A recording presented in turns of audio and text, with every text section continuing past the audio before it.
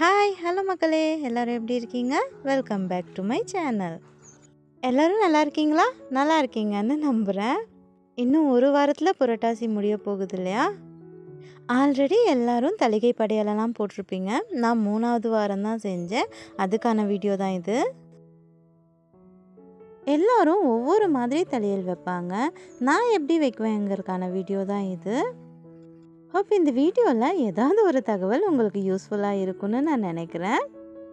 முழுசாக பாருங்கள். பிடிச்சிருந்தா லைக் பண்ணுங்கள். நம்ம சேனலுக்கு ஃபஸ்ட் டைம் வந்திருந்தீங்கன்னா சப்ஸ்கிரைப் பண்ணிவிட்டு தொடர்ந்து பாருங்கள். சில பேர் புரட்டாசினாலே சாம்பார், சாதம், பொரியல் அப்படின்னு வச்சு தளிகை போடுவாங்க.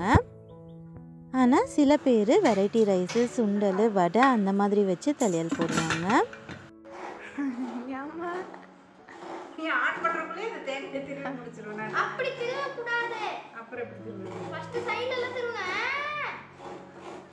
நான் கேள்விப்பட்ட வரைக்கும் திருப்பதியிலேயே பெருமாளுக்கு இந்த வெரைட்டி ரைஸ் மாதிரி தான் செஞ்சு படைக்குவாங்கன்னு கேள்விப்பட்டேன்.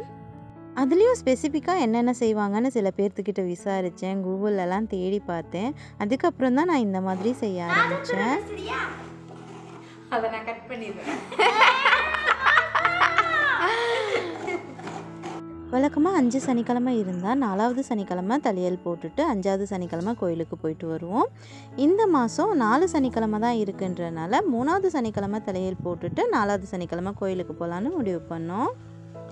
தளியல் போட்டால் சரி, எத்தனாவது சனிக்கிழமைன்றதெல்லாம் கணக்கில்லைன்னு சொல்லியிருந்தாங்க. எங்கள் அம்மா வீட்டில் இந்த பழக்கம்லாம் கிடையாது. அவங்க கருப்பு சாமி கும்பிட்றவங்க. இங்கே வந்ததுலேருந்து தான் இந்த பழக்கம் ஸ்டார்ட் ஆச்சு. அதனால் 1-2 கூட குறையும் இருக்கும். எல்லாத்தையும் சரி பண்ணி தான் கொண்டு வந்துட்டுருக்கேன்.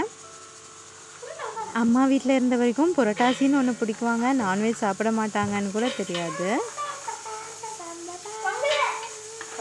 இங்கே வந்ததுலேருந்து யார் யார் என்னென்ன சொல்கிறாங்களோ எல்லாத்தையும் கேட்டுட்டு கரெக்டாக ஃபாலோ பண்ணிகிட்டு இருக்கேன்.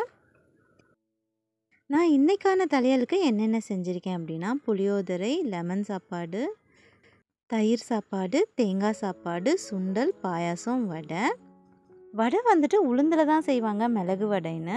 ஆனால் நான் பருப்பு போட்டு தான் செஞ்சுருந்தேன். பாலை காய்ச்சி பழத்தோட அவல் பிழைஞ்சி வச்சா கூட சாமிக்கான படையல் தான். நம்ம மன திருப்திக்காக என்னென்ன தோணுதோ அதெல்லாம் செஞ்சுக்கலாம். கடவுள் எனக்கு இதுதான் வேணும் அதுதான் வேணும்னு சொல்கிறது கிடையாது. எல்லாரும் சொல்கிறத செஞ்சு வச்சுட்டா நமக்கு ஒரு திருப்தி, அவ்வளோதான். கடவுளுக்காக நம்ம இவ்வளோ செஞ்சுருக்கோமே அப்படின்ற ஒரு சந்தோஷமும் இருக்கும். இதை பார்த்து நம்ம பசங்களும் ஃபாலோ பண்ணாங்கன்னா அதுவும் நமக்கு சந்தோஷம் தானே. புளி சாப்பாட்டுக்கு புளி ரெடி ஆயிடுச்சு. லெமன் சாப்பாடு, அப்புறம் தேங்காய் சாப்பாடு,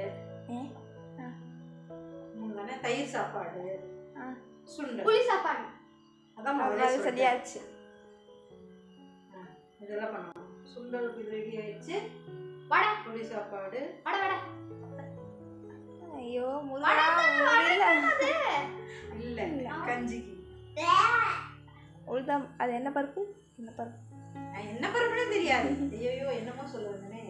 கேஸ் என்ன செய்யறது? கேஸ் ஆன் ஆயிடுச்சு. இப்போ என்ன செய்யறதுன்றது, ஃபஸ்ட்டு சுண்டல் வேக போட்டுட்டேன். அதுக்கப்புறம் வடைக்கு மாவாட்டி வச்சுட்டு சாதத்தை வடித்து எடுத்துட்டேன். நம்ம சேனலை ஃபஸ்ட்லேருந்து ஃபாலோ பண்ணுறவங்களுக்கு தெரியும் நான் இப்படி தான் கஞ்சி வடிப்பேன்னு. 4 பக்கமும் கிளிப்பு போட்டுட்டு அதை வடித்து விட்டு அது பாட்டுக்கு வடிஞ்சிட்டு இருக்கும். நமக்கு இடையில டம்ளரு குண்டான்னு வைக்க வேண்டியதும் இருக்காது, கையில் சூடும் படாமல் அது பாட்டுக்கு வடிஞ்சு வந்துடும். இந்த வெரைட்டி ரைஸ் படையலை பொறுத்த வரைக்கும் ரொம்பவே ஈஸின்னு தான் சொல்லணும். சாப்பாடு மட்டும் வச்சுட்டா போதும், மற்றதெல்லாம் ஈஸியாக ரெடி ஆகிடும். அடுத்ததாக பாயாசத்துக்கு ஜவ்வரிசி வேக போட்டிருந்தேன். இது வேகிறதுக்கு தான் லேட் ஆகும். குக்கரில் வைக்கலான்னு பார்த்தேன், இல்லை இதையும் சட்டிலேயே வச்சிடலான்னு வச்சு விட்டுட்டேன். அந்த ஒரு அடுப்பில் ஜவ்வரிசி வேகிறதுக்குள்ளே இந்த அடுப்பில் எல்லாத்தையும் நம்ம தாளித்து எடுத்துடலாம். ஃபஸ்ட்டு சுண்டல் தான் தாளிக்கிறதுக்கு வச்சுருந்தேன். எல்லாம் என்னென்ன போட்டு எப்படி செஞ்சேன்றதை சிம்பிளாக சொல்லிடுறேன், பிகினர்ஸுக்கும் யூஸ்ஃபுல்லாக இருக்கும்னு கேட்டிருந்தாங்க. இதுக்குமே வெங்காயம், வெள்ளை பூண்டு கிடையாது. ஃபஸ்ட்டு சுண்டல் தான் தாளித்தேன். எண்ணெயில் வரமிளகா, கருவேப்பிலை போட்டுட்டு உப்பு போட்டு வேக வச்சுருந்த சுண்டலை அதுக்குள்ளே கொட்டி கொஞ்சம் தேங்காய் பூ போட்டு கிண்டி எடுத்துட்டேன். சுண்டல் ரெடி. பெருமாளுக்கு படைக்கிறதுக்கு பொறுத்த வரைக்கும் வெங்காயம் வெள்ளை பூண்டெல்லாம் சேர்த்தாம தான் சமைப்பாங்க. நான் ஃபஸ்ட்டு நம்ம சேனலில் புரட்டாசி தளிகை போடும்போது நிறைய பேர்கிட்டேருந்து வந்த கமெண்ட் இது தான், வெங்காயம் வெள்ளை பூண்டெல்லாம் சேர்த்தாமல் சமைங்கன்னு. அதை தான் நான் இப்போ ஃபாலோ பண்ணிகிட்டு இருக்கேன். சுண்டலை இறக்கி வச்சுட்டு புளி சாப்பாட்டுக்கு தான் ரெடி பண்ண வந்துட்டேன். காலையிலேயே நான் புளி ஊற வச்சுருந்தேன். அதுக்கு வெந்தயம் சீரகம் கொத்தமல்லி 3யும் போட்டு வெறும் அடை சட்டியில் வறுத்துட்டு தட்டி எடுத்துக்க போகிறேன். இதுதான் நான் புளியோதரைக்கு சேர்த்துற பொடி, வேறு எதுவுமே சேர்த்திக்க மாட்டேன்.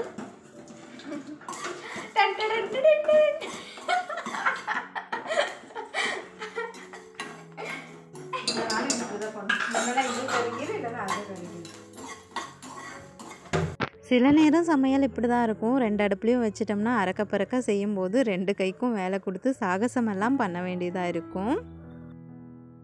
இதை கை விட்டுட்டோம்னா இதுவும் கருகிரும், அதை விட்டுட்டு அதுவும் கருகிரும்.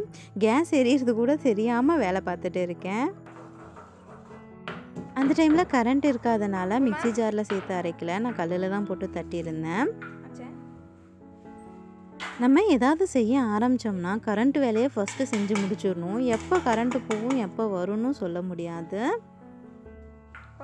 சாதமும் நல்லா கஞ்சி வடிஞ்சு வந்துருச்சு. அதை எடுத்து வச்சுட்டு இங்கே ஒரு பேனில் எண்ணெய் விட்டுட்டு கடலைப்பருப்பு உளுத்தம்பருப்பு வேர்க்கடலை இது 3யும் நம்ம எண்ணெயில் பொரிச்சு எடுத்து வச்சுக்கலாம். ஏன்னா நம்ம வெரைட்டி ரைஸ் தான் செய்ய போகிறோம். அதுக்கு இந்த கடலைப்பருப்பு உளுத்தம்பருப்பெல்லாம் கண்டிப்பாக போடணும். நம்ம அதுக்குள்ளேயே சேர்த்து நம்ம செய்யும்போது டைமும் இன்னும் ஜாஸ்தி ஆகும். அது மட்டும் இல்லாமல் ஒரு மாதிரி முறுமுறுப்பு தன்மை இல்லாமல் போயிடும் நம்ம தண்ணி கூட சேர்ந்து கொதிக்க வைக்கும்போது.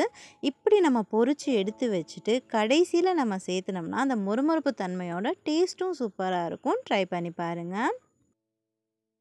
அதை பொரிச்சு எடுத்துட்டு புளியோதரை தாளிக்க எண்ணெயில் கடுகு சேர்த்துட்டு வரமிளகா கருவேப்பிலை நம்ம கரைச்சி வச்சுருக்கிற புளியும் சேர்த்துட்டு தட்டி வச்சுருக்கிற பொடியை போட்டு கொஞ்சமாக உப்பு போட்டு மிக்ஸ் பண்ணி எடுத்துடலாம்.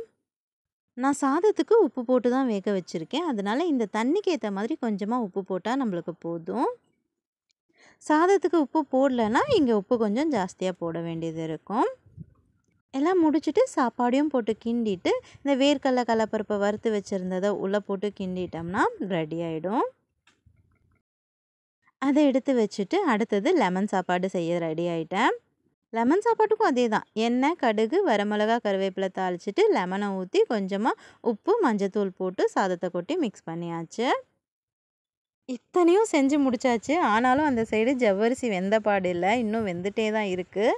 ஃபஸ்ட்டே தோணுச்சு இதை குக்கரில் வச்சுருக்கலாமான்னு, ஆனாலும் சட்டியில் வச்சுட்டு ரொம்ப கஷ்டப்பட்டுட்டோம். அதை கொஞ்சம் கவனிக்காமல் விட்டோம்னா அடியும் பிடிச்சிருது. அதை பார்த்துக்கிறதே ஒரு வேலையாக போச்சு. அதை பார்க்குறதா இதை பார்க்குறதான்னு ஒரு டென்ஷனே ஆகிப்போச்சு. இந்த மாதிரி அர்ஜெண்ட்டாக செய்யும்போது குக்கரில் வச்சிடுறது நல்லதுன்னு நினைக்கிறேன். அடுத்தது தேங்காய் சாதத்துக்கும் அதே மாதிரி தான், எண்ணெய் கடுகு வரமிளகா கருவேப்பிலை போட்டுட்டு அதுலேயே தேங்காயை சேர்த்து வணக்கிட்டு உப்பு சாதம் போட்டு கிண்டியாச்சு. இந்த வேர்க்கடலையும் கார்னிஷுக்கு போட்டு கிண்டியாச்சு. நான் எதுக்குமே கொத்தமல்லி தலையும் சேர்த்தலை. அன்றைக்கி வீட்டில் கொத்தமல்லி தலை இல்லை, இருந்திருந்தால் கண்டிப்பாக நான் சேர்த்துருப்பேன். தயிர் சாதத்துக்கு தேங்காய் சாதத்துக்கெல்லாம் போட்டால் நல்லாயிருக்கும் சாப்பிடும்போது. ரைஸ் வேலையெல்லாம் முடிஞ்சிருச்சு. அந்த பக்கம் ஜவ்வரிசியும் வெந்து வந்துருச்சு. அதில் சேமியாவை வறுத்து உள்ளே கொட்டிட்டேன். நான் தண்ணியில் தான் ஜவ்வரிசி வேக போட்டிருந்தேன். பால் பாயசம் தான் செய்கிறேன். ஆனால் பாலில் வேக வச்சோம்னா ஜவ்வரிசி வேகிறதுக்குள்ளே பால் மொத்தமும் சுண்டி போயிடும். அதனால் தண்ணியில் ஜவ்வரிசியை வேக வச்சுட்டு அதுக்கப்புறமா பாலை காய்ச்சி ஊற்றிக்குவேன். பாருங்கள், இந்த பக்கம் தயிர் சாப்பாடு புளி சாப்பாடு தேங்காய் சாப்பாடு லெமன் சாப்பாடு அதுக்கப்புறம் சுண்டல் இது எல்லாமே ரெடி ஆகிடுச்சு. நீ பாயாசம் ஒன்று செஞ்சுட்டு வடையை பொரித்து எடுத்தோம்னா வேலை முடிஞ்சுது.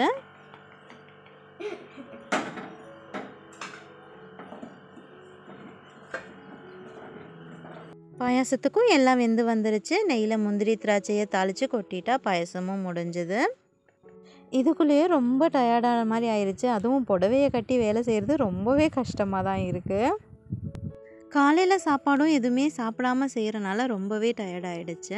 அடிக்கடி தண்ணி குடிச்சு தான் சமாளிச்சுட்டு இருந்தேன். கடைசியாக வடையும் போட்டு பொரிச்சு எடுத்துட்டேன். வடைக்கு கடலைப்பருப்பு ஆட்டிட்டு அதில் உப்பு வரமிளகா வெங்காயம் கொத்தமல்லி கருவேப்பிலையை கட் பண்ணி சேர்த்துட்டு நல்லா மிக்ஸ் பண்ணிவிட்டு எண்ணெயில் பொரிச்சு எடுத்தாச்சு. மிளகு வடை செய்கிறதுனாலும் இதே ப்ராசஸ் தான், ஆனால் அது உளுத்தம் பருப்பில் செய்வோம்.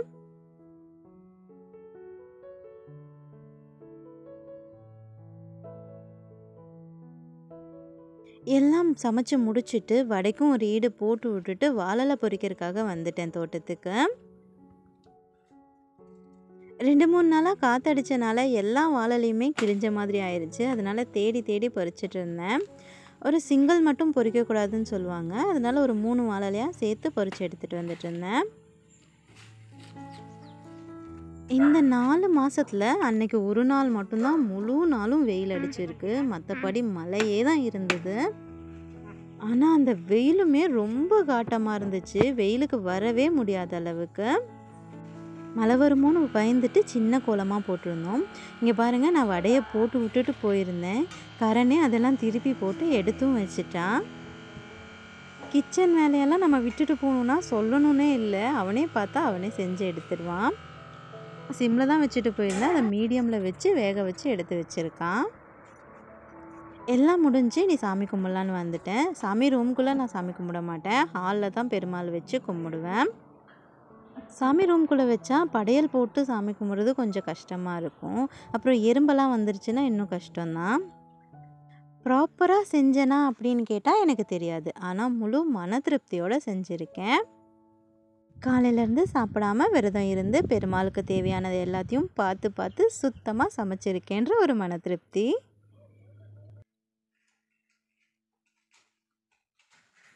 அந்த திருப்தியோடையே விளக்கு பற்ற வச்சு படையலெல்லாம் போட்டு சாமி கும்பிட்டாச்சு.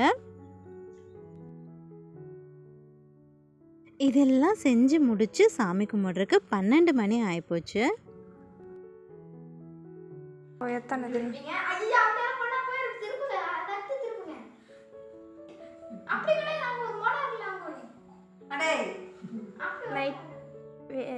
நைட்டியா சி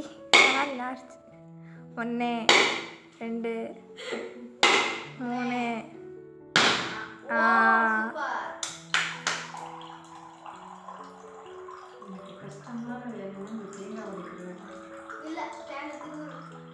அதான் கஷ்டம். நீங்கள் எந்த மாதிரி செய்வீங்க, படையல் போடுவீங்கன்னு ஏதாவது அபிப்பிராயம் இருந்தால் எனக்கு கமெண்ட்ஸில் சொல்லுங்கள். இதில் ஏதாவது நான் செய்யாமல் விட்டுருந்தாலும் மறக்காமல் சொல்லுங்கள். அடுத்த டைமு நான் கண்டிப்பாக செஞ்சு பார்க்குறேன். வீடியோ உங்களுக்கு கொஞ்சமாவது யூஸ்ஃபுல்லாக இருந்திருக்கும்னு நினைக்கிறேன். லைக் பண்ண மறந்துடாதீங்க. வீடியோவை நீங்கள் சப்ஸ்கிரைப் பண்ணாமல் பார்த்துட்டு இருந்தீங்கன்னா இப்போவே சப்ஸ்கிரைப் பண்ணிக்கோங்க.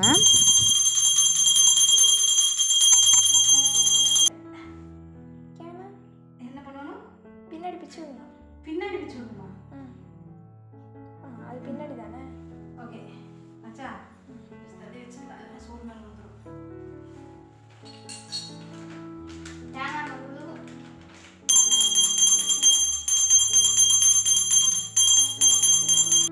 ఏడుకొండలవాడ వెంకటరమణ గోవింద ఏడుకొండలవాడ వెంకటరమణ சாமியெல்லாம் கும்பிட்டு ஒரு 1:30 மணி போல் நாங்களும் சாப்பிட ஆரம்பிச்சிட்டோம். காலையிலேருந்து சாப்பிடாம இருந்ததுக்கு செம பசி. உக்காந்து ஒரு கட்ட வேண்டியதான மொத்தத்தையும் போட்டு சாப்பிட்டாச்சு. ஆனால் என்றைக்கும் இல்லாமல் அன்னைக்கு மட்டும் சாப்பாடு அவ்வளோ சூப்பராக இருந்துச்சு. நம்ம சாமிக்கு படையல்னு போட்டாலே அந்த சாப்பாடு எப்படி தான் அவ்வளோ டேஸ்ட்டு வருதுன்னு தெரியாது. அவ்வளோ சூப்பராக இருந்துச்சு. வந்துட்டோம். எதை சாப்பிடணும் ஃபஸ்ட்டு? பிங்கி பிங்கி பங்கி வேணால் போட்டு பாருங்க. பாயசத்தை சாப்பிடலாம்.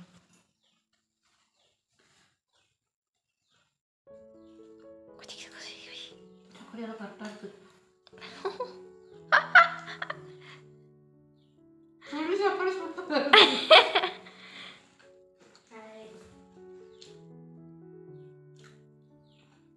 நம்ம வீட்டுக்குன்னு செஞ்சால் மட்டும் ஏன் நல்லா இருக்கிறது? அதெல்லாம் கடவுளின் அருமை. வாக்கணும் சாப்பிடலாம். போதுமா? ஊட்டி விட்றலாம்.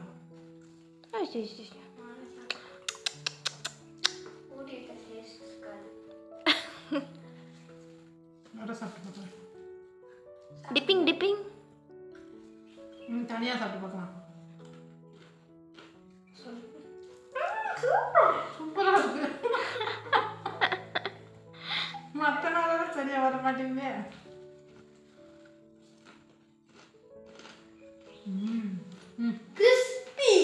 End end